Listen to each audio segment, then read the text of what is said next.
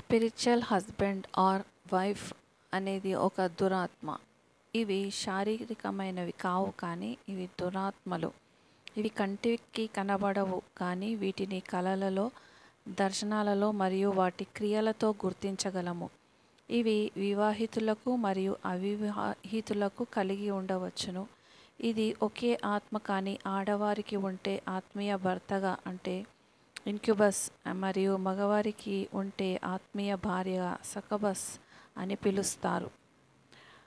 కలలో సెక్స్ కానీ జరిగే ప్రతి ఒక్కరికి స్పిరిచువల్ హస్బెండ్ లేక వైఫ్ ఉన్నట్టే. నీవు విడుదల పొందే వరకు ఈ దురాత్మలు ఏ విధంగానూ ఎదుర్కొనలేవు.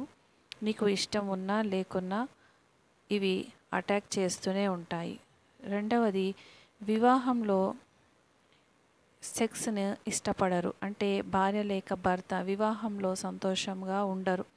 వేరువేరు పడకల్లో పడుకోవడం, ఏవో సాకులు చెప్పడం జరుగుతుంది. ఈ శక్తులే విడాకులకు మరియు విడిపోవడానికి కారణం. మూడవది, భర్త భార్య ప్రేమను పొందలేకపోవడం. వివాహ బంధంలో ప్రేమ లేకపోవడం మరియు ఒకరినొకరు ద్వేషించడానికి ఈ దురాత్మలే కారణం. కానీ ఈ దురాత్మలు ఇతరుల పట్ల ఆకర్షితులయ్యేటట్టు చేస్తారు. ఇదే లైంగిక అనైతికతకు దారితీస్తుంది. పెళ్ళిళ్ళు కాకపోవడానికి కారణం కూడా ఇవే. లేట్ మ్యారేజెస్కి కూడా ఈ దురాత్మలే కారణం. పెళ్ళిళ్ళు కాకుండా అనేకులతో సంబంధం కలిగి ఉండడం కూడా ఈ దురాత్మలే కారణం. నాలుగవది, భార్య లేక భర్తను ద్వేషించడం. ఈ దురాత్మ చాలా అసూయ కలిగి ఉంటాయి. సొంత భార్యను లేక భర్తను ద్వేషించేటట్టు చేస్తాయి.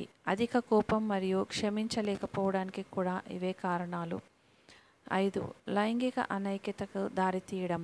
ఇవి భర్త లేక భార్య ప్రేమను వేరే వారి మీదకు మళ్లిస్తాయి. ఇతరులతో సంబంధం కలిగి ఉండేటట్లు చేస్తాయి. చెడును మరియు అశ్లీల దృశ్యాలను చూడడానికి అలవాటు చేస్తాయి. పోర్నోగ్రఫీని ప్రోత్సహిస్తాయి మరియు హస్తప్రయోగాన్ని ప్రోత్సహిస్తాయి. హస్తప్రయోగం చేయడం అంటే దురాత్మను కలవడమే. ఇద్దరు ఉంటేనే సెక్స్. హస్తప్రయోగంలో రెండవ వ్యక్తి ఈ దురాత్మనే. చాలామందికి ఇది తెలియదు. ఈ దురాత్మలు స్వలింగ సంపర్కాన్ని అంటే హోమోసెక్షువాలిటీని ప్రోత్సహిస్తాయి. వేశ్యలతో కలవడం ద్వారా ఆమె ఇంతకు ముందు కలిసిన 7గురికి చెందిన దురాత్మలను పొందుకుంటారు. వివాహితులు మరియు అవివాహితులు ఈ దురాత్మల మూలముగానే లైంగిక అనైతికతలోకి ఉన్నారు. భర్తలను సరిగా పట్టించుకొని ఆడవారిలో కూడా ఈ దురాత్మలే పనిచేస్తుంటాయి. బయటి వారి కోసం అందంగా తయారవ్వడం, ఇంట్లో ఆకర్షణ కలిగి ఉండకపోవడం కూడా ఈ దురాత్మల పనే. 6, పెళ్ళిళ్ళు కాకపోవడం. కొంతమంది అవివాహితులుగా ఉండడానికి మరియు లేట్ మ్యారేజెస్కి ఇవే కారణం.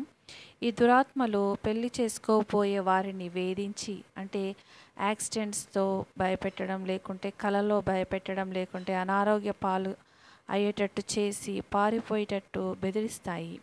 ఇంట్లో పోట్లాటలకు, గొడవలకు కారణం ఇవే. నీవు ఎంతో అందంగా ఉన్నావు, నీ భర్త లేక నీ భార్య నీకు సరిజోడు కాదు అని మోసం చేస్తూ ఉంటాయి.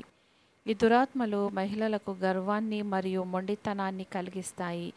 ఇవి జెజబెల్ అనే దురాత్మతో కలిసి పనిచేస్తాయి. వీటితో వివాహము సర్వనాశనం అవుతుంది. 7, మగవారిలో బ్యారనెస్ ఆర్ లో స్పర్మ్ కౌంట్. ఇవి ఉంటే శరీరంలో తెలియని అనారోగ్యము, నాళాలలో అడ్డంకులు మరియు గర్భస్రావము, ఫైబ్రాయిడ్స్, క్యాన్సర్, అనేకమైన రుగ్మతలు వీటి ద్వారా కలుగుతాయి.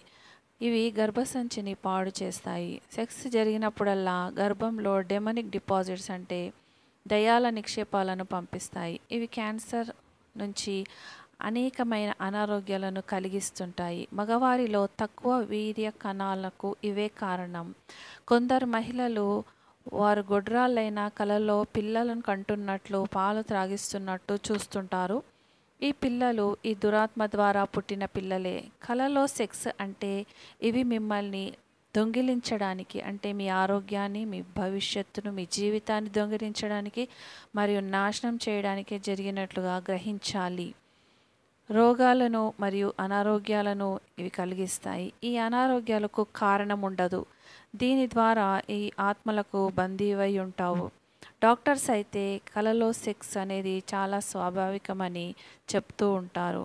9వది, ఈ ఆత్మలు ఆడవారిని మరియు మగవారి పనులను మార్చివేస్తాయి. అంటే ఈ ఆత్మ ఉన్న ఆడవారు ఎక్కువగా పోట్లాడేవారుగా, పిల్లలను పట్టించుకొని వారుగా, హోమ్ మేకర్స్గా ఉండకుండా కెరీర్ అని, జాబ్స్ అని, ఉద్యోగాలని, సమాన హోదా కోసం పోరాడేవారిగా ఉంటారు. వీరు స్త్రీవాదులుగా ఉంటారు. కానీ దేవుడు ఆడవారిని బుద్ధిగల కన్యకలుగా, గుణవతి అయిన భార్యలుగా, భర్తకు లోబడేవారిగా, పిల్లలను దేవుని యందు భయభక్తులు గలవారిగా పెంచేవారిగా మరియు ఇంటిని జాగ్రత్తగా చూసుకునేవారిగా చేశాడు. అదే కోరుకుంటున్నాడు. ఈ ఆత్మలో ఉన్న మగవారు ఇంటి పనులు చేస్తూ, అంటే ఆడవారి పనులు చేస్తూ, మగవారి బాధ్యతలను తప్పించుకుంటూ ఉంటారు. అంటే ఇంటి పని చేయవద్దని నా ఉద్దేశము కాదు. 10, ఈ ఆత్మలు ఆడవారికిని భర్తకు లోబడనొల్లని వారుగా చేస్తాయి. భర్తను చేతగాని వాడిగా, పనికిరాని వాడిగా చూసేటట్టు చేస్తాయి. ఈ ఆడవారు యెజబెలు అనే దురాత్మను కూడా కలిగి ఉండి భర్తను కంట్రోల్ చేస్తూ ఉంటారు.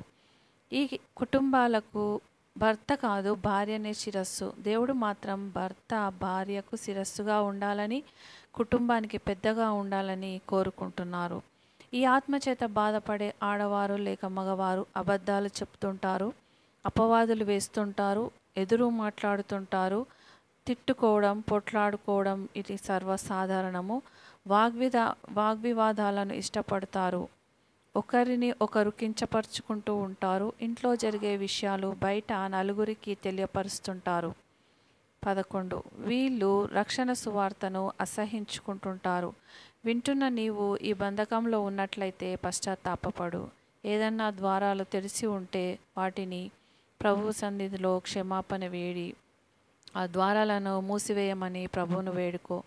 ఈ దురాత్మలు కొందరికి వంశపారంపర్యంగా కూడా కలుగుతాయి. వీరి పితరులు అనేక దురాత్మలకు తమ వంశం వారిని ప్రధానం అంటే అప్పగిచ్చి ఉంటారు. కాబట్టి వీటి నిబంధనను విరగొట్టాలి. యేసు నామంలో వీటిని విరగొట్టాలి. నీ స్వశక్తి చేత విడుదల పొందడము కష్టమే. ఇవి జీవితంలో ఉంటే ఎంతటి పాస్టర్ అయినా పరలోకానికి వెళ్ళలేరు. ఇవి కేవలం చంపడానికి, నాశనం చేయడానికే వస్తాయి. విడుదల పొందడానికి ప్రయత్నించండి. ఇవి ఉన్నప్పుడు కలలో నీళ్లు మరియు చనిపోయిన తండ్రి కనిపిస్తూ ఉంటారు. కొంచెం పెద్ద పిల్లలు పక్క తడుపుతున్నట్టయితే ఇవి వారి జీవితంలో వంశపారంపర్యంగా ఉన్నట్టు గుర్తించవచ్చు. తల్లిదండ్రులు వీరి కొరకు ఎక్కువగా ప్రార్థించాలి. వీరి ప్రార్థన ఎంతో బలం కలిగి ఉంటుంది. మరియు వీరి పితరులు సాతానుతో చేసుకున్న చెడు నిబంధనను కొట్టివేయాలి మరియు యేసు ప్రభువుతో ఒక నూతన నిబంధన చేయమని ప్రార్థించుకుందాము. పరలోకమందున దేవ, అనేకమైన మర్మాలను మాకు తెలియపరిచిన తండ్రి, మీకు స్తోత్రములు. ఈ దురాత్మలకు మేము కానీ మా పితరులు కానీ ద్వారాలు తెరిచినట్లయితే మమ్మల్ని క్షమించండి. దయచేసి ఈ ద్వారాలను మూసివేసి మాతో నూతన నిబంధన చేయండి. నజరేయుడైన యేసు నామంలో వింటున్న వారి జీవితంలోని దురాత్మలైన స్పిరిచువల్ స్పౌజెస్ని బంధిస్తున్నాను మరియు విడుదలను ప్రకటిస్తున్నాను. ప్రతి విధమైన చెడు కళలను బంధిస్తున్నాను. ప్రతి వంశపారంపర్యమైన శాపాలను నజరేయుడైన యేసు నామమున బ్రేక్ చేస్తున్నాను. ఈరోజే విడుదల పొందుదురుగాక. ప్రతి విధమైన స్పిరిచువల్ స్పౌజెస్కి విడాకులు ఇస్తున్నాము. వీటికి పుట్టిన పిల్లలు చనిపోవును గాక. ప్రతి విధమైన పెళ్లి ఉంగరం, దుస్తులు, పెళ్లి సర్టిఫికెట్, గిఫ్ట్స్ అన్నిటినీ నజరేయుని నామమున కాల్చివేస్తున్నాము. పరిశుద్ధాత్మ అగ్నిలో కాల్చివేస్తున్నాము. ప్రతి విధమైన ఈవిల్ ఆల్టర్స్ మీద ఉన్న మా పేర్లను యేసు రక్తంతో చెరిపివేస్తున్నాము. డెమనిక్ డిపాజిట్స్ని ఫ్లష్ అవుట్ అవునుగాక. ప్రతి గొడ్డుతనాన్ని స్వస్థపరుస్తున్నాను. ప్రతి విధమైన చేతబడిని కొట్టివేస్తున్నాను మరియు 7 దీవెనలను పొందుకుంటున్నాము.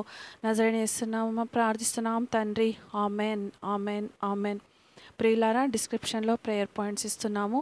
ఈ ప్రేయర్ పాయింట్స్ను దావీదు వలె రోజుకు 7 సార్లు ప్రార్థించండి. అంటే 24 గంటల్లో మనము ఈక్వల్ ఇంటర్వెల్స్లో అంటే 3 గంటలకు ఒకసారి ఈ ప్రేయర్ పాయింట్స్ని ప్రార్థన పూర్వకంగా చదువుతూ 7 నెలలు ప్రార్థించండి మరియు విడుదలను పొందుకొనండి. మరి ఒక వీడియోలో కలిసేంత వరకు ప్రభు కృప మీకు తోడై ఉండును గాక. Amen, amen, amen.